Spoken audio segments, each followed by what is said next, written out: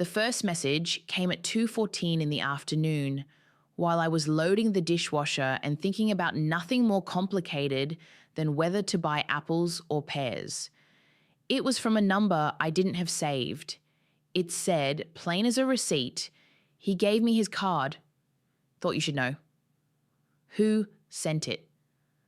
A woman named Elise, though I only learned her name later. What she did? She announced from across town that my husband had given a stranger his credit card. Why it hurt? Because the card was the last piece of privacy I still had. The last small thing that proved our lives were, in some mechanical way, shared. The text broke that assumption into pieces and left me standing with the sink full of suds and no idea which way reality was tilted. I didn't answer. I stared at the notification until the light from the kitchen window grew thin. Or I could have called Mark. I could have texted Elise back. Who is this? Why are you contacting me? Instead, I rinsed the plates like an animal performing an old, necessary task to keep panic from moving into my chest. The house made small, honest noises. The hum of the refrigerator, the dryer upstairs, our son at school. Those sounds were the only thing that kept me from picking up my phone and doing something I would later regret. We'd been married 12 years. Mark and I met in grad school. He liked numbers the way other people liked music. He became an analyst, then a director, then a man whose company car parked in the driveway and whose name existed on every line where money moved. I was always the practical one. School lunches, parent-teacher conferences, the nights when a child had a fever and needed a hand on the forehead. I worked part-time at the clinic now, 20 hours a week, and had done most of the unpaid domestic accounting because it was easier to let Mark handle the big things. He handled the taxes, he handled the investments. He said he liked it that way. We had a mortgage of $362,000 on a split level in a town on the edge of the city I liked because the streetlights were soft. Our monthly payment was $2,600. Mark made a lot more money than I did. He carried life insurance, a retirement account, a company bonus twice a year. He had insisted years ago that putting the mortgage in both our names was practical. I signed. I could not have expected then what being on title would mean later, but at the time, it felt like mutual work toward a life. We had financial rules, at least in theory, joint savings for the house, separate individual accounts for smaller things, a joint credit card that covered travel and home repairs. He had one American Express card in his name only, large limits, business perks. We had lenders, auto pay. A college fund started in small, steady increments. I trusted him. I trusted his competence. That's why the text landed like a stone. The next day, Elise texted again at 11 in the morning. "You deserve to know," she wrote. Attached to her message was a photo of a leather wallet, opened to show a card with Mark's name on it. The photo was casual, sunlight across the leather, a coffee cup in the background. "We used it last night," she added. "Just FYI. There was an immediate geometry to revenge in my head, the tidy, satisfying way one imagines answering a simple insult. But I had bills and a child and a whole practical life to manage. I needed facts before drama. That was the difference between doing something reckless and getting through the next 30 days without the bank knocking. I found the first real sign 2 weeks later. In a paper envelope marked Important Account Statement. It had been slipped under the front door in the quiet between school drop-off and my clinic hours. Someone had put the wrong address on it. The return address on the top left corner was a boutique hotel in the city where Mark travelled for conferences. The statement inside showed a chain of charges, dinners, rooms, taxis.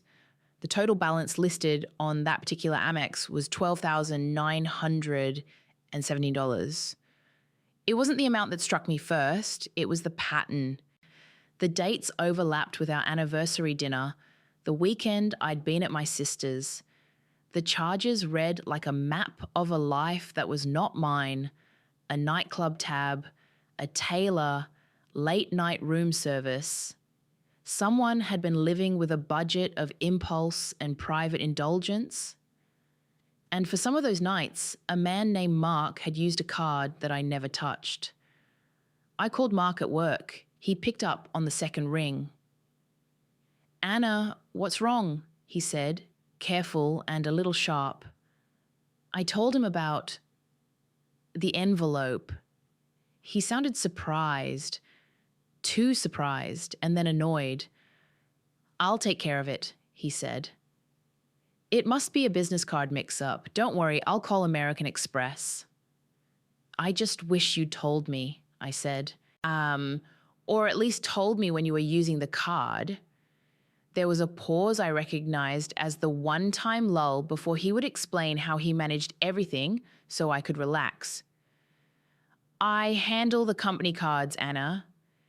This is nothing. I'll sort it." He promised to stop by on the way home. He promised to go through the statements and would show me everything. He promised that I was making too much out of nothing. He promised. Promises, I learned, were not currency when someone else had signed the checks. Consequence, the next day, a voice from collections called the house number. The call came at 10:30 while I was in the shower, so Mark took it. When he came upstairs, the expression on his face said more than words. He sat on the edge of the tub and told me the card had been maxed out. He'd been using the company card, he said, but there were also personal charges he was unaware of. The collector had been firm. Past due balances accrue fees. You need to speak to your client. He hung up and we sat in the bathroom wrapped in towels, our knees almost touching, both of us listening to the same small, frightening idea that money could become a weapon even in a marriage. After that, little escalations began to build around the house like stacks of cardboard boxes in a hallway. One by one, things that had been predictable loosened themselves from the frame. The joint savings account showed unusual withdrawals. Autopay from our checking account had failed on the mortgage's due date because the account had dropped below threshold. The bank sent a red letter notice. I called because reading letters is what I do, call the number, speak to the representative. They had a canned apology and then a follow-up that did not sound apologetic at all. "If payment is not received in 10 days, we will consider your account in arrears." I asked Mark about it. He blinked, as if the letter had come from another life, and promised me again, in a softer voice this time, that everything would be fixed. He said someone had taken money from his business lines. He said he'd been manipulating accounts to float cash between cards because of a delayed bonus. He said he'd misjudged and the bank would understand. He asked me not to call his employer.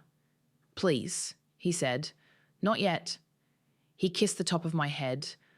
The world was small at that moment, and my head against his chest felt like the only place that made anything make sense. I could have gone to a lawyer then.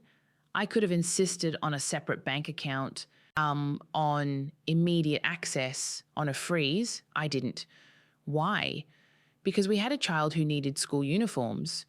Because my part-time shifts barely covered the groceries. Because starting a legal process cost money I did not have in my checking account. And because when he put his hand on mine, he had a kind of authority that history had built. He'd been the one to handle finances when we were young, and I'd been the one to handle the domestic. So when he offered to fix it, I didn't refuse him. That was me exercising what we had always called reason. Escalation. The mistress began to appear in places that were not private. Elise started sending messages that implied she didn't care whether I knew.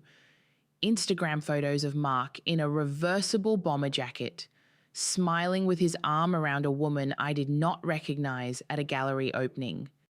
Tags that were anonymous at first, #worktrip, #friends, but that gradually became pointed. Once she messaged me directly. "I didn't mean to hurt you," she wrote. "He's complicated. He said you would understand." Her voice was casual, like someone sliding into a chair at a kitchen island. My reaction was to keep a ledger of the betrayals, paper copies of statements, screenshots saved to a folder on my laptop labeled "Do Not Delete." I cut up old receipts into smaller pieces because I thought having control required turning things into evidence. I opened a small bank account in my name at the neighborhood credit union under the pretense of paying bills separately and watching the teller's face as she suggested online banking and mobile deposit. I set up an email account I used only for financial correspondence. It felt like laying down stepping stones across a river I wasn't supposed to cross. Consequence, the foot traffic at the house changed. There were times when Mark came home late smelling of cologne and champagne and smelling to me like the visible proof of a choice. He would enter like a man who had not crossed a line. He would sleep like someone untroubled by the fact that someone else had texts to prove otherwise. Later that week, the school principal called because one of the teachers had asked whether I'd be present at the upcoming parents' conference. Mark had insisted at the last minute that he needed me to go alone because he had an all-day meeting. When I asked why he couldn't go, he replied that it would be more efficient if I handled it because I had more flexible hours. The whole exchange read to me like thin, precise cuts that one by one made my margins smaller. There was a moment when I realized the money was no longer being used for living, it was being used to buy silence and company for someone else. He had a pattern: lavish charges, then complaints about cash flow, then promises. He taught me how to normalize highs and lows. He taught me how to let our monthly budget bend and adjust like a person pretending it is still a thing that can stretch this far. It kept getting worse. A man from a debt recovery firm called and asked for Mark by name. I told him Mark was out. He left a voicemail, and when I played it later, the voice had the exact kind of mechanical compassion that makes you feel small. If payment is not arranged, we will take necessary action. The number he left traced back to a storefront office 2 towns over. I sat at the kitchen table and felt the weight of 3 numbers: the mortgage due, the credit card's balance, the child's fall tuition we had promised in an email to the school. There were other betrayals not so easy to quantify: the omission of a birthday at dinner, the way Mark stopped asking my opinion, the small public humiliations where he would repeat my words and make me sound inexperienced in front of friends. His friends, men who pooled their jokes about the wife and the mortgage, kept separate lives. Once at a charity event, a man in a navy blazer introduced me to a woman and said, lightly, "He's into modern art." When I said, "Actually, I prefer classic," Mark laughed as if it were a joke. The humiliation came not from one scene, but from accumulation. The small declines, the neat, consistent lowering of my place in his life. Low point. The bank called the mortgage delinquent in a formal letter. The house was the only thing keeping me from being a woman who might have to pack up in the night. I sat on the carpet by the fireplace and read the red inked notice 3 times because the first time my brain refused to let the sentences land. Final notice before foreclosure procedures. The words felt like glass cutting a finger. That afternoon, I walked to the school and waited in the parking lot until my son came out, his backpack slung over one shoulder, and I could see the world through the shape of his neck. I didn't tell him anything. I drove him to piano and pretended everything was normal because what else can you do with a child if you have to keep the mess away from him?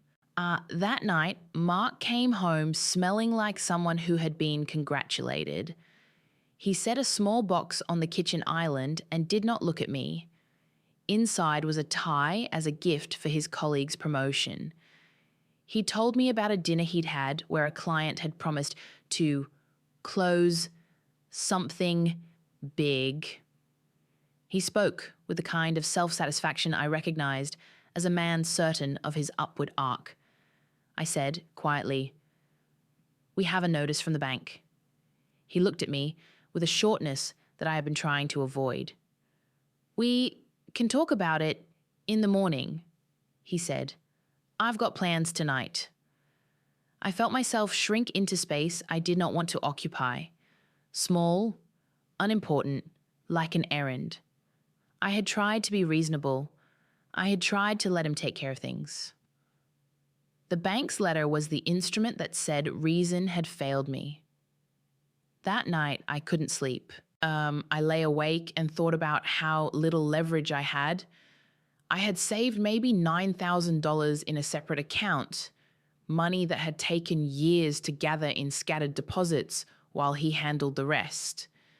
It would not cover a foreclosure.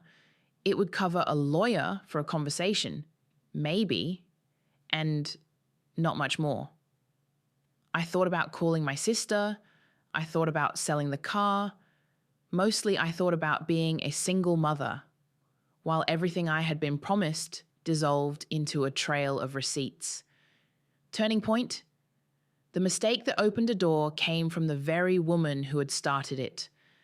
A message at 7 in the morning, Elise again, this time with a photo attached and an unintended line in the text. It read, "Don't worry, he put the house in her name last year. We talked about it. He said it would be safe." The photo was of an email opened on a laptop screen. The email was from Mark to Elise. The subject line, "Plan for closing accounts." The body of the email contained a spreadsheet with line items and transferred sums, and in the top left corner, a scanned image of a deed with our names. In the scanned image, under the signatures, someone had scrawled in Mark's handwriting, "Anna, do not worry, all under your name for now." She had not meant to send it to me. She had selected the wrong contact. It was an error, tucked inside a message of arrogance. I read it 3 times. He put the house in her name.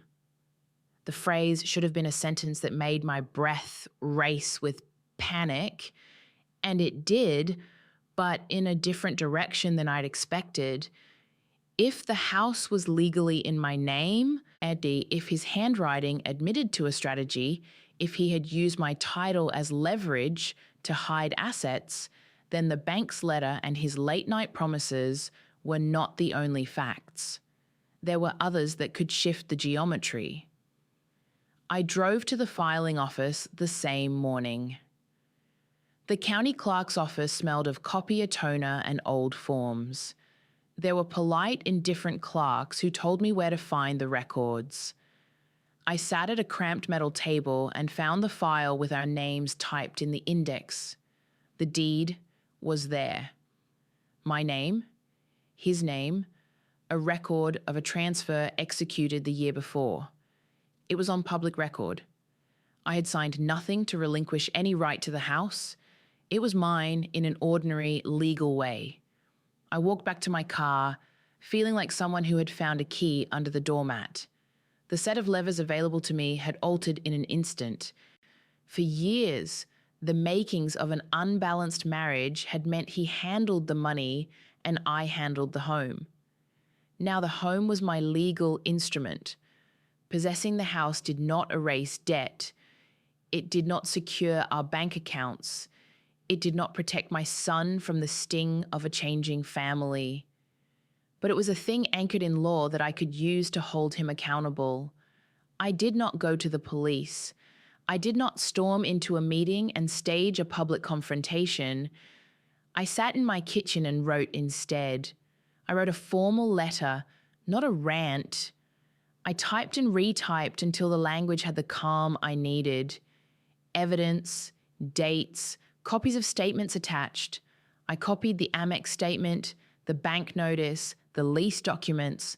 Then I wrote to Elise. Elise, the message began, measured. You sent me an email that wasn't intended for me. It contains a copy of a deed and an attached spreadsheet showing transfers. I have attached copies of credit card statements showing charges on the Amex ending in 3312 and withdrawals from our joint savings. I am asking you, as someone who has been given what appears to be our family's resources, to return the sums that were charged to that account and to provide in writing a statement of the dates you received money or gifts totaling more than $2,000. I pressed send.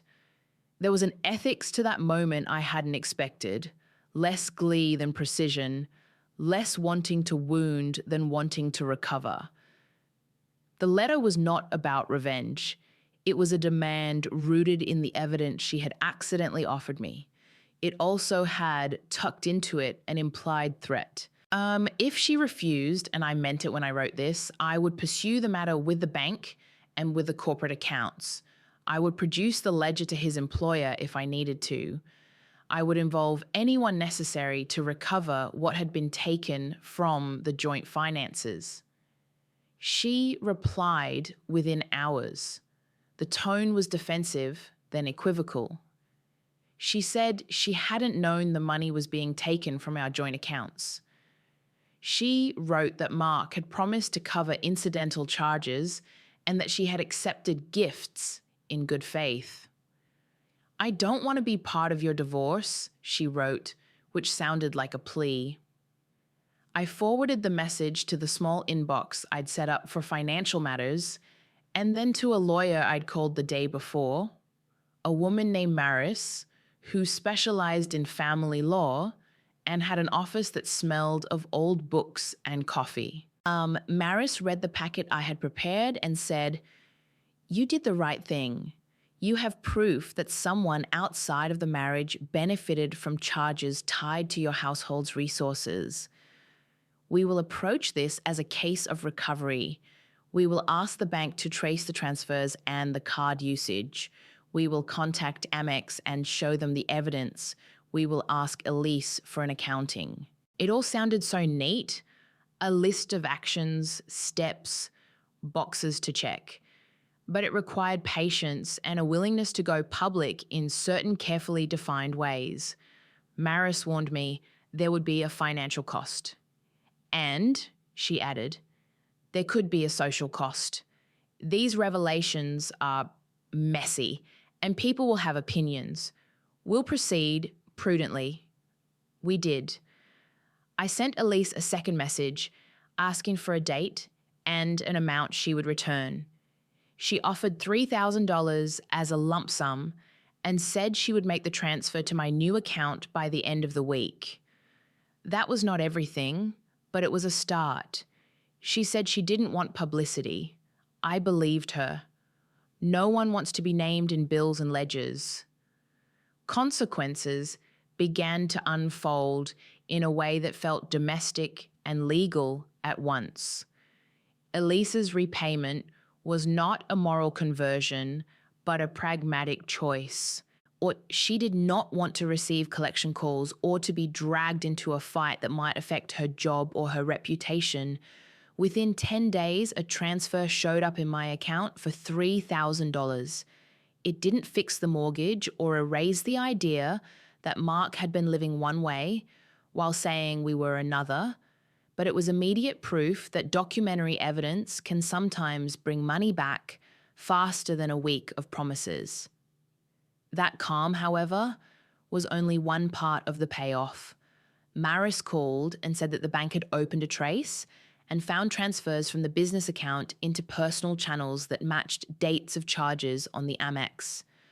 She said Amex had placed a temporary freeze on the card pending their internal review. She also said that Mark's employer, once shown the spreadsheet, had asked for an explanation about personal charges on a corporate line. The employer's HR department had its own code of conduct and had initiated a conversation with Mark. The world tightened like a string pulled toward a single knot. Men who handle money often think there is a way to move it like water and not get wet. They are wrong. Paper trails are stubborn things. Mistakes are stubborn too. A misdirected message, a copied file, a screenshot sent to the wrong number. Elise's error had revealed a ledger. And a ledger is proof that works. There were slower, more complicated consequences. Mark felt the pressure. He stopped sleeping on the laughable sofa cushions of the mistress's apartment and slept instead in the guest room we used for guests once a month and then not at all. He apologized to me at first, fumbling, and then with a rehearsed cadence that belonged to a man who had read a script. He said he had made reckless choices, that he had been having an affair, but that he loved me, that he would do whatever was needed to set things right. He suggested we meet with financial planners, with a therapist, with the bank. I listened. I filed his apologies like receipts. There was a more practical outcome too. Elise's repayment covered some shortfalls. Amex's freeze meant Mark could not rack up new charges on the corporate line. The bank and the lender set up a plan for the missed mortgage payment, a forbearance for 2 months that would allow us to catch up via a payment plan. It was not a salvation. It was a temporary bridge that kept the house and allowed me to breathe. It was, in one sense, a legal success that still smelled faintly of compromise. The emotional consequences were harder. The child asked once why Daddy had started going to work earlier and coming home later. I told him a version of the truth, a soft, manageable shape that would not become a weight on his small shoulders. He drew pictures of our family, with everyone smiling. I pinned them to the kitchen cabinet because they were evidence too. Hope, not ledger entries. What I did not expect was a slow, steady change inside myself. There was a vocabulary for the new arrangement, legal recourse, forensic accounting, overwhelm. There was another vocabulary, quieter, that I began to learn, the interior account of dignity. It came not as an epiphany, but as a series of small acts. I handled a creditor on my own and did not ask Mark to speak for me. I made an appointment with the school principal and did not flinch when Mark asked if I had handled it. I went to my clinic shifts more frequently and took on one extra Saturday. Not because I wanted to prove anything to anyone, but because I wanted to know that I could. Mark and I did not end like the movies where someone stands in the rain and declares all sins. We had a series of conversations that were precise and sometimes sterile, like a medical intake. He was defensive. He was contrite. He spoke about his career and his mistakes. I spoke about the mortgage and the bank notices, and the fact that being surprised by a text message ought not to be the thing that untethers a family. In the end, the heaviest consequence he faced was not mine to mete out. His employer placed him on administrative leave while they audited his expense accounts. I do not enjoy seeing someone lose a job, even someone who betrayed me, but he had placed himself at risk by mixing business and personal in a way that was sloppy and self-indulgent. The legal apparatus did what institutions do. It returned to its job of accounting. As for Elise, she returned a sum that cleared some immediate charges and then, without drama, ceased to text. I suspect she had done what she could and then retreated when company policy and public exposure threatened her life, which had been separate from mine but now tangentially entangled. When men and women use lines of credit without thinking about the people attached to the account, there is always a chain reaction. People who accept gifts from someone else's money often do so with deliberate blindness. When the money stops being easy, the partnerships crumble. My life settled into a new shape. I took over paying some bills directly because I did not want to be surprised again. I shifted how we used accounts. I met with the mortgage company and renegotiated a schedule to make up the missed payment over 18 months. It would add a little interest, but it would keep the house.